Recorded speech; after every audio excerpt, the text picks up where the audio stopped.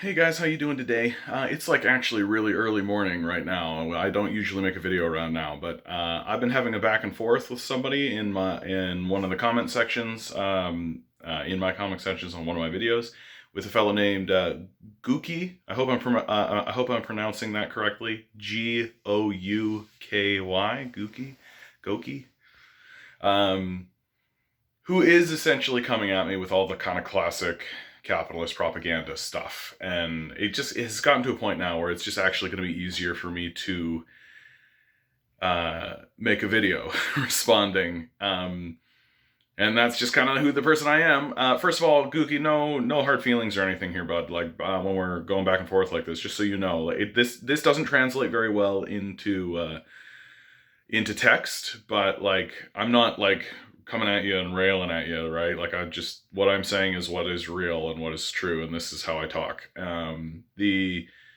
It's capitalist propaganda is everywhere. It has permeated our culture. It is embedded in our culture, and it's very difficult to break out of.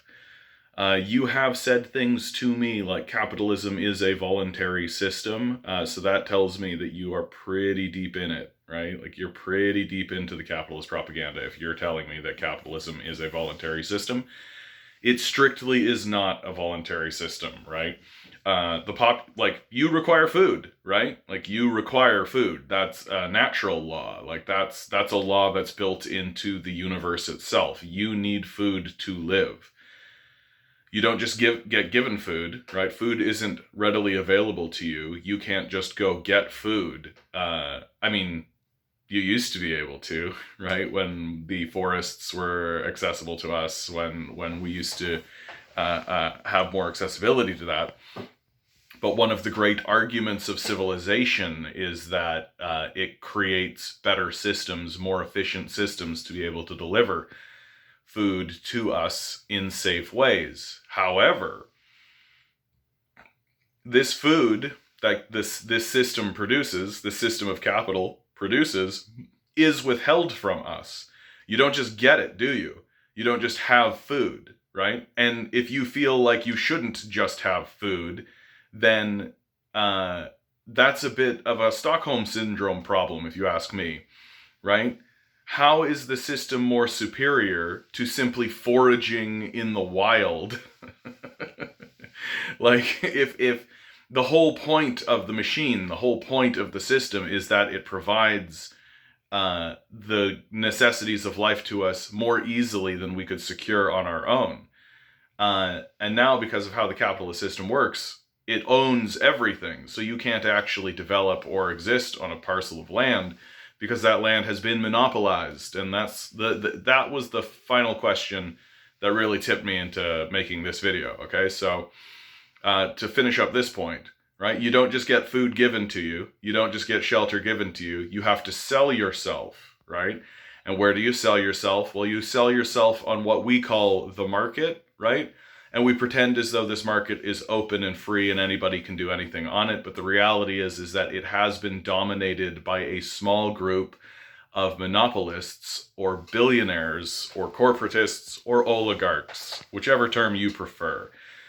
They have so much power and influence and wealth that ultimately anyone ends up working for them. Like you can work for some small scale retail guy or whatever, right? And he can pretend like he's the boss, but the reality is that he also pays rent and he also buys goods and he also does all this kind of stuff. And who's he paying that rent to? Who's he buying those goods from? The billionaire class, right? So just because you're one step removed doesn't mean you're not subservient ultimately to the billionaire class who own the market, right? And so this idea that capitalism is somehow voluntary, like it's voluntary within this like tiny little frame that if you are willing to exist within that frame and accept that food and shelter has not been made readily available to you, that you have to sell your labor on a market dominated by billionaires. If you accept that in your logical thinking as just normal, like that's just good, that's like breathing air, then yeah, of course it appears to be voluntary. But if you don't accept that, if you say no, capitalism, like these capitalists have no jurisdiction, like why do they have the ownership that they have, right? And so this goes to your second question, the thing that kicked this off, which is the monopolization. You seem to have this idea that all things happen because the populace allows it to happen, right? This is a commentary, I'm sorry to say it, Gouky, and I'm not trying to insult you, I really am not, but this is a commentary that seems completely divorced from history and reality. That lots of things happen that the populace don't want to have happen because of the way the power structure in our societies work, right? That there's an awful lot of momentum that goes on and a lot of institutional and structural realities that the populace simply has to deal with. So, very briefly, if you're living, I don't know where you live, I don't know if you're in Canada or America, but both are somewhat true, okay? We are still reconfiguring our society and still recovering our society from being a monarchy, right? Like we used to be a monarchical civilization with the queen and the king and all that. The structures of power that we have are largely derived from those times, right? A lot of the law that we have is still derived from that time, and a lot of the way that we interact with one another is still derived from this time when we literally had kings and literally had queens, right?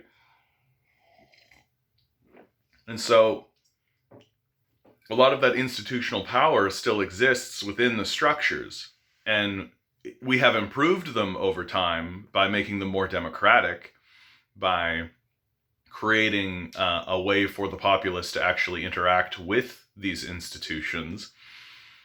But the truth is that these institutions have instituted measures that have persisted to this day, right? Like, one of the great institutions that we're still dealing with and recovering from is slavery, right? Like, well, why didn't the slaves, like, if you're trying to make the claim that all things exist because people want them to, well, I'm sure the slaves didn't want that to happen to them, but it did, right? That there has to be an understanding that institutional violence creates situations that exist in the society. And if your commentary is, well, people allow institutional violence, I just think that's reductive to absurdism, right? Like, people don't allow it. They're threatened by it and they're scared of it, and it terrifies them, and it breaks them down. And this all flies into let's use this as an example, right? Especially for the question of monopolization. Well, don't people just allow monopolization to occur? Well, not really. Like, monopolization just exists in the system, right? That the way the capitalist structure works is that it doesn't matter how many people you have involved in the market. Eventually, the market will collapse into single monopolies and single individuals simply by the force of their power and their ability to mobilize and exist in this marketplace, right? So here's a great example. Like, if Walmart moves into an area, bribes all the officials in the area to allow them into the area, like, that's not people allowing Walmart into the area. That's a politician being bribed. That's institutional power allowing another institution into the society, right? And Walmart comes in, and what do? They crush all of their opposition, and they can crush all of their opposition because they can undercut their prices pretty desperately and drastically. Well, don't people have to shop at Walmart? Well, people don't have to shop at Walmart. Yeah, they kind of do, dude. Like, they kind of do. They don't have any money, right? People are very poor, and they're going to go where the best deal is. And if Walmart is the one that's undercutting people, people, especially if they're desperate and poor, are going to go in that direction, right? This simplistic view that pretends that everybody has like $100,000 in their bank account or something and is on equal footing with one another Like it's like, I hate to say it, bud, but it's kind of childish. Like it's just kind of ignoring that people are not making decisions based on like an ephemeral theoretical philosophical structure. They're making decisions based on how much food they can get for their dollar, right? They're making decisions based on like, I need a child, I have to feed this child, right? And if I can feed this child for 50 cents instead of for $1, I don't care which institution I have to go to. And if that means going to Walmart, then I'm going to go to Walmart. And meanwhile, Walmart is running a loss on the store that they just put up because they're a multi-billion, a worldwide national corporation, right? They can afford to run a loss on this building, on this particular structure, wait for the competition to be deleted, and then raise prices again, right? They can afford to do that. While the local grocer and the local people, the small guys, right, they can't afford to do that. And so Walmart ends up, what? Monopolizing the market. And they're not monopolizing the market because, oh, well, people want it and they allow it and all of this kind of like sort of high-minded, detached philosophicalness. Like literally people are doing it because they don't have any money to start with, right? They're poor. They've probably been abandoned by the market in the first place. Maybe they're working 2 part-time jobs in order to try and make things happen because places like Walmart have been deleting and smashing jobs all over the place. And so they're in desperation. So they're gonna do what they need to do in order to make whatever savings they possibly can. And if that means dealing even with the people who are responsible for their plight, then they will, because they don't have another like option. They don't have another opportunity. They are more concerned about putting food on their plate than they are concerned about sort of this the large scale ramifications of what it means to shop at Walmart, right? And like, go play one game of Monopoly, man. Like, go play one game of Monopoly. Like, that the Monopoly is like a fairly accurate, if reductive, representation of what happens in capitalist societies. That monopolization doesn't happen because people will it, or they want it, or they allow it, or any of that kind of stuff. It happens because it's built into the structure. It happens because that's how the game is built. That you move around the board, right? You move through your life, landing in various spaces, taking whatever various opportunities you can, but eventually the big fish eats the little fish, right? Eventually that's just how the structure works. And the big guys, like the bigger the guy is, they can do all kinds, like market manipulations or things like this, or shoving people around in way, like on the stock market, in ways that small retailers just are not allowed or available to do. This idea that people are just, oh, we'll just all stand by and allow it, like it completely cuts out the idea that there is like institutional violence. There is, like, here's another great example, right? Like rural farmer types would always say to me, oh, I worked hard for everything I've got, right? I worked hard for everything I got. Well, here in Canada, there's a thing called the Canadian Dominion Act, right? There's the Homestead Act in America. So when we were colonizing this place, like when white people were coming over and exterminating the First Nation population and stealing their land, the Canadian government created a policy that said, if you go out to places like Manitoba or Minnesota or any of these sorts of prairie kind of provinces and states, and you go out to that land and you have the intention of working it, right? For a very low fee, like we're talking like $10, we will give you like 360 acres of land. Like, this is a massive institutional handout, right? Like, this is an enormous give to these farmers and these populations, right? And it's not done from some sort of idea of free market capitalism or anything like this. It's literally the largest government handout in the history of the nation. and no one seems aware of it, and no one seems to talk about it. And it's an example of institutions doing something that is, of course, well outside the will of the populace, right? Like, it's enforced through militarism. It's enforced through war. It's enforced through genocide. And we spread this land throughout the populace. And now, so from this position, so you have your family farmers, and they work this land, and they do all this kind of stuff, right? But in the modern era now, we have corporate farmers. We have corporate farms who can actually leverage their power against smaller farms in order to scoop up their land, right? Many of them can just buy them out, right? Like, you can, if you have like $1 billion, if you have $100 billion, you can buy people out, and you can do that pretty easily.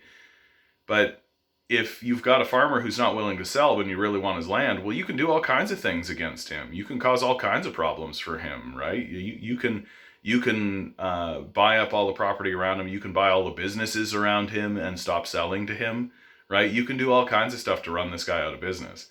Like, and the idea that, oh, well, it's just, that's what the populace wants and all of this kind of stuff. Like, the populace is too busy trying to put food on their table, dude, to think about things this way, right? The populace is too busy trying to eat to recover from sort of the institutional violence and the institutional structures that are around them that are impoverishing them, right? Like we said earlier, right? We have to sell ourselves to a billionaire-dominated market from a process called wage slavery. And if we don't sell ourselves to a billionaire-dominated market through a process called wage slavery, we don't eat, right? That's it. And if we want to change it, if it is like up to the people, right, then we need to acknowledge that this is the situation that has happened to us through history, through time. It is not a voluntary system. We have to acknowledge that it is an institutional power structure that has been erected in order to prevent the populace from really getting anywhere. And we need to rise up against it and stop it. And I suggest we do that by transferring all the shares of the current businesses that exist in our country to the working class. That the people who do the work should actually own the businesses. Then you have your actual voluntary system, right? Especially if you institute something like a basic income, so everybody has access to the market and can buy food and shelter for themselves. Now you've got a truly voluntary system, right? If you actually make it so that there are no billionaires, the billionaire and the oligarch class has been run out because they don't own anything, right? And they don't have any wealth or institutional power any longer. If you make it so that the workers are the ones who actually own the shares of the businesses they work in, and then also have a basic income, well, people can choose what business they want to get involved in, and when they do get involved in that, they own it, right? But this idea that all things are happening because the population wants it to happen or any of this, I mean, no, explicitly no, that there is violent forces and there are institutional power structures that at the very least incentivize certain types of behavior, if you prefer. And people are not making rational decisions on a free and open market. I think that's what's the most important thing for you to understand. People are not making rational decisions in a high-minded, how am I going to invest my money sort of way. People are literally okay, I need food and I need shelter. How do I get those things? And they're cobbling together their pennies and they're rubbing their pennies together and hoping that that makes a dime or something like that. And they're making decisions on those low-scale survival basis. They're not making decisions in a political kind of thing. Most people don't pay attention to politics. Most people don't pay attention to the structure that they live in because they can't. Because they don't have the time or the energy or the know-how, or they don't even know how to start. And when they do, they get told that what they're experiencing is voluntary, right? And they get told that, oh, well, they're just being lazy, that everybody around them is successful because that's how it's built in. Meanwhile, like, the successful people are like the sons and daughters of those landholders that we just talked about, right? Where they had all this land given to them by the government. Uh, and now they're like the grandchildren of those people. And they're like, I earned everything I have with hard work and this enormous government handout, right? Like, I have an uncle that just sold his farm for like $3 million. And this is exactly his story, right? He was, his grandfather was given free land. His father was given free land from his father. And then his father gave him the free land, right? The free land passed from father to son to father to son, and then the last guy sold it for $2.53 million, right? And who did he sell it to? A conglomerate corporation, a monopoly, right? The largest farmer in the nation now in America is Bill Gates, right? Bill Gates isn't a farmer. He just bought it up. How did he manage to do that? Because he has monopoly power, because he has an enormous share of wealth that he can just buy what he wants. And this idea that someone is like, on what basis is if you walk up to a person and say, hey, that parcel of land, I'm going to give you $100 million for it, right? Or $5 million for it. Like, that's not a deal that you can pass up unless you have some like staunch reasoning for why you want to go against that, right? That's usually nostalgia based. Anyway, this is a long riff, bud, to talk about like monopoly power, and how like you seem to have this kind of idea that everything is being done by the will of the people, as if the people are actually engaged in a rational kind of way, instead of simply dealing with massive power structures they have no control of, right? And like, I generally get the sense when I talk to you that you are holding on to these ideas because it is easier to believe that we as humans actually do have control over things, when we really don't. Like, we really don't. We don't have control over most of these things.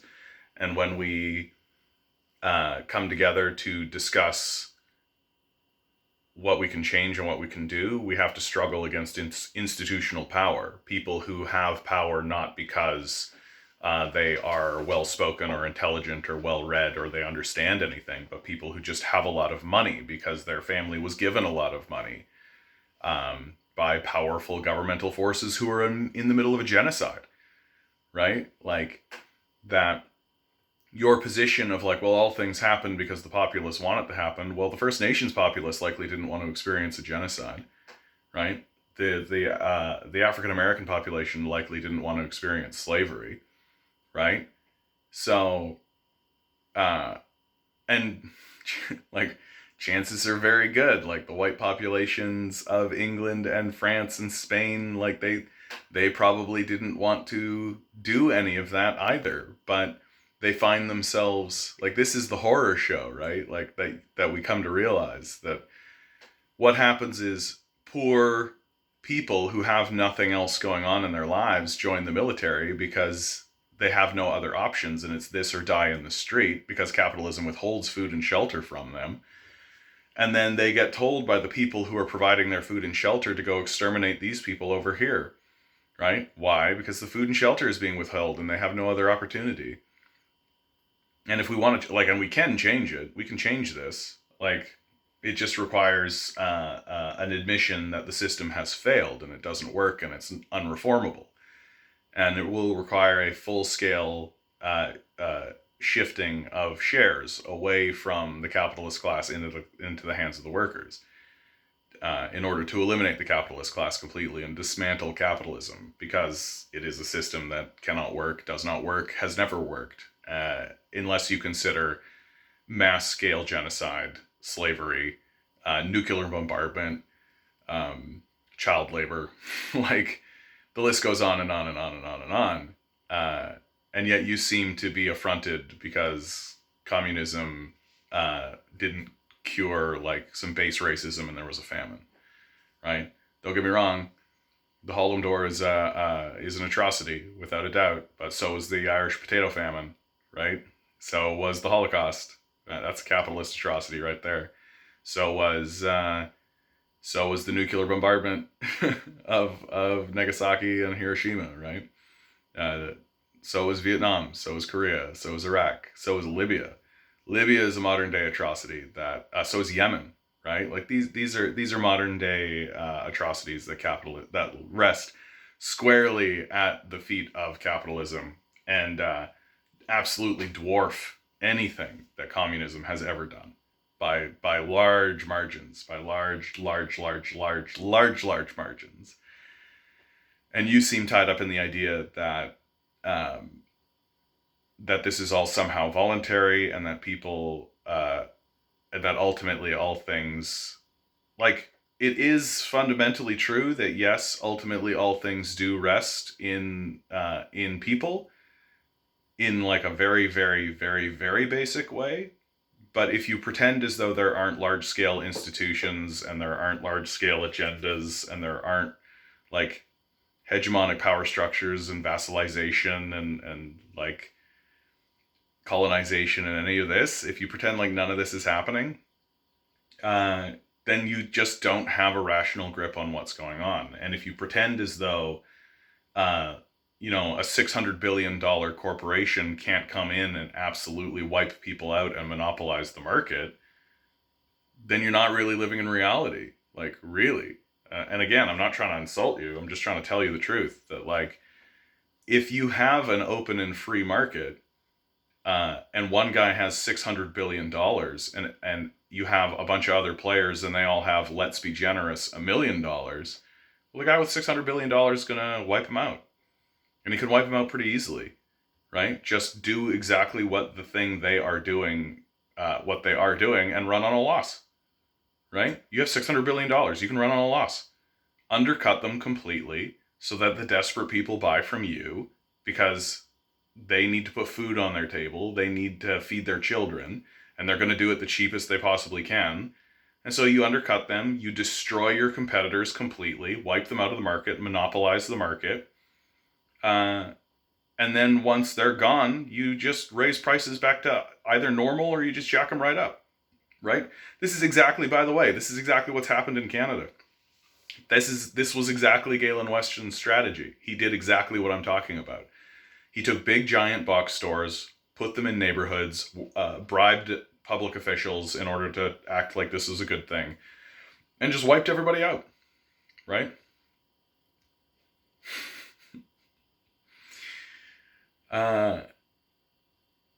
Anyway, bud, I hope that's helpful for you. These are tough times, man. These are tough times. I don't blame anybody for this fallback position, this sort of libertarian-esque thing that you're throwing at me right now, which, like, and it's because, just like the conservative arguments, right, there are grains of truth in it, but those grains of truth run into walls.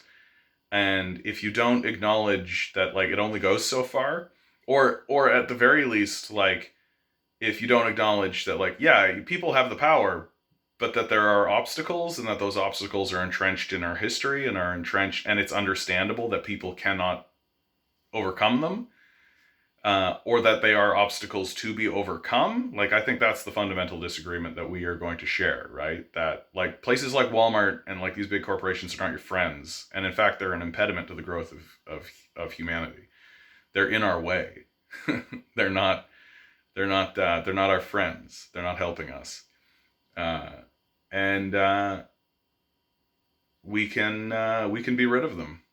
We can be rid of the capitalist class. We can transfer the shares to the workers, and they will own the businesses that they work in. And that's how you get an actual voluntary system, right? Okay. Good luck out there, bud. We're going to need it.